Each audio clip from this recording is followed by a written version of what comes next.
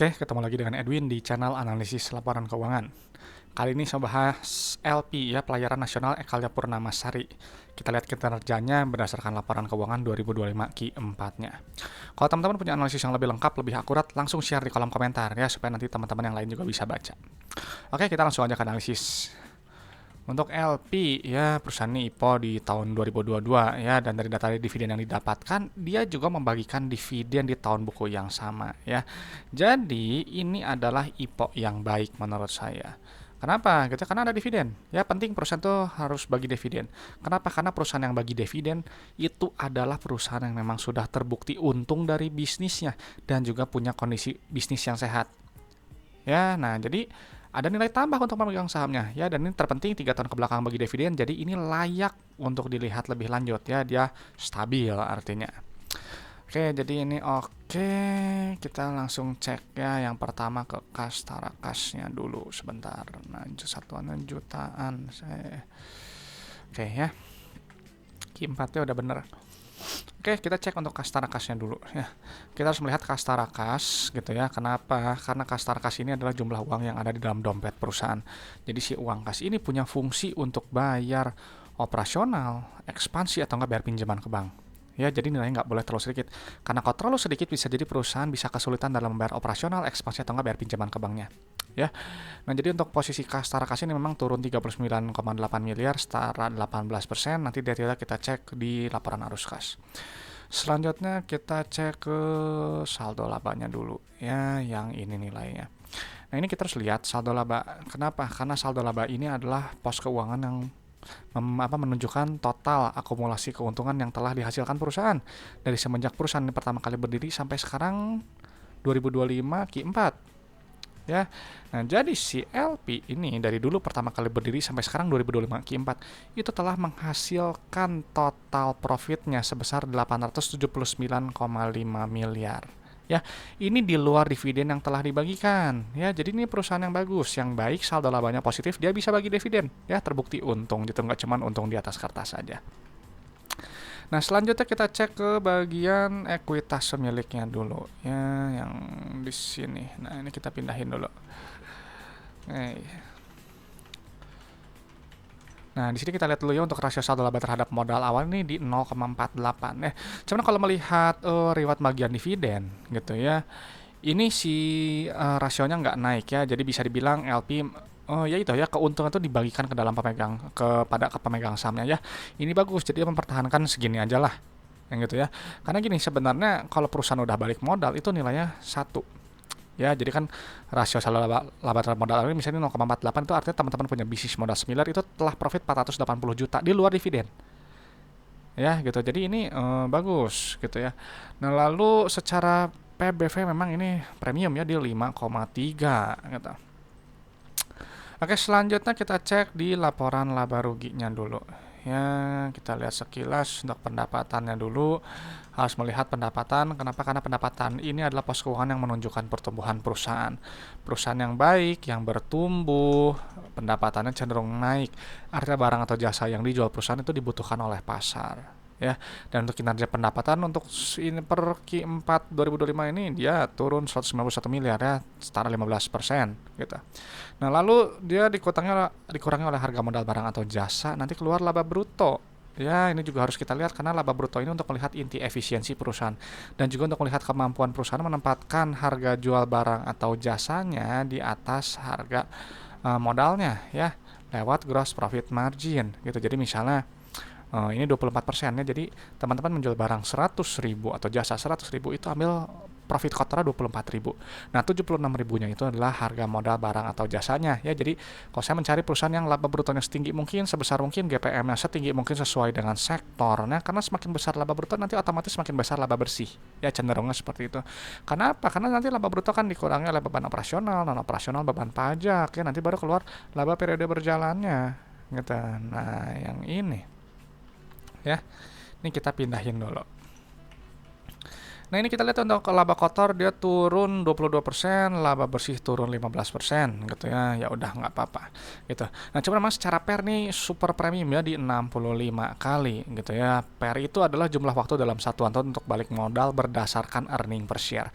Jadi kalau beli LP ya PER 65 ya berarti holding periodnya setidaknya 65 tahun gitu ya, perlu waktu yang lama gitu. Makanya kenapa banyak investor yang mencari PER di bawah 5, di bawah 10 karena lebih murah, lebih masuk akal secara laba bersihnya gitu ya. Cuman kembali ya untuk valuasi kalau PER sih memang sifatnya relatif ya, beda-beda untuk tiap orang gitu.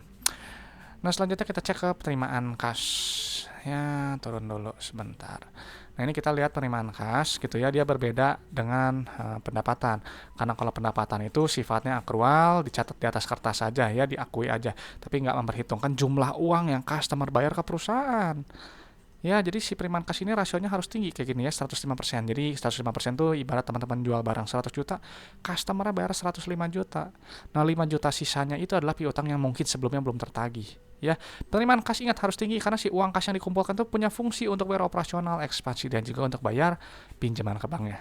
Ya, jadi dia bilang pendapatannya ini 1 triliun ya, dia gunakan untuk bayar operasional ya, bayar supplier, karyawan, gaji dan seterusnya lah ya. Nanti keluarnya CFO yang ini.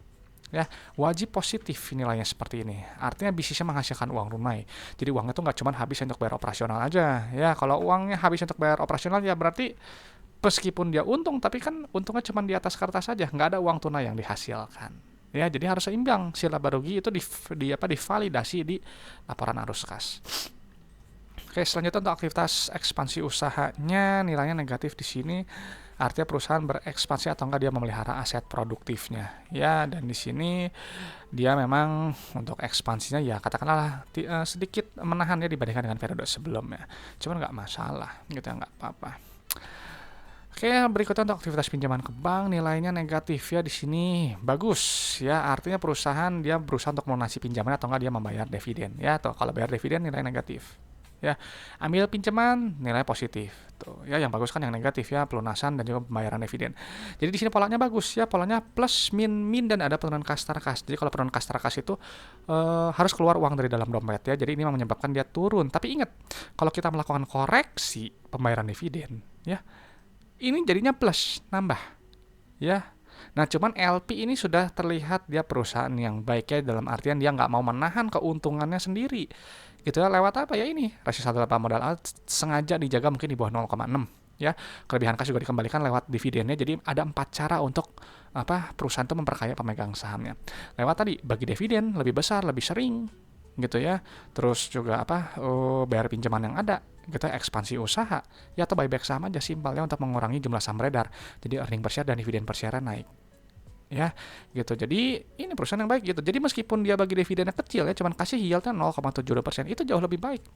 Gitu, karena banyak perusahaan itu ya, kalau teman-teman di Bursa Efek yang nggak bagi dividen kan mana dividen gitu ya. Meskipun perusahaan membagi hanya Rp1 per lembar, itu jauh lebih berharga buat saya ya. Jadi memang bisnisnya nyata gitu. Kalau nggak bagi dividen ya tadi cuman untung di atas kertas aja ya, ngaku untung aja, nggak ada nilai yang dibagikan gitu. Padahal nggak apa-apa kalau misalnya memang cuma Rp100 per lembar gitu ya.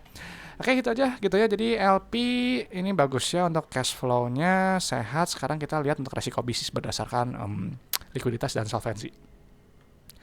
Naik dulu lah. Nah, kita naik dulu sebentar. Ya, kita aset lancar dulu ya. Kita pindahin dulu. Terus liabilitas jangka pendek. Kita pindahin dulu ya ini.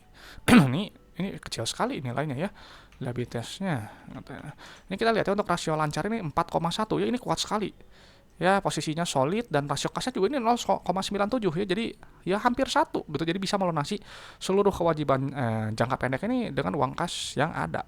Ya, ini posisinya solid, cash flow-nya juga kuat. Lalu untuk short term debt-nya di sini ambilnya ini aja ya, bank sama utang lembaga keuangannya ambil 2 pos aja ya. Kita jumlahin dulu, kecil juga nilainya ya. Ya, jadi itu lihat tuh ya, rasio kas terhadap short term DP ini 2,7 ya. Jadi ibarat utang depan mata 63 miliar, tapi uang di dompet 172 miliar ya, jadi dengan mudah dilunasi.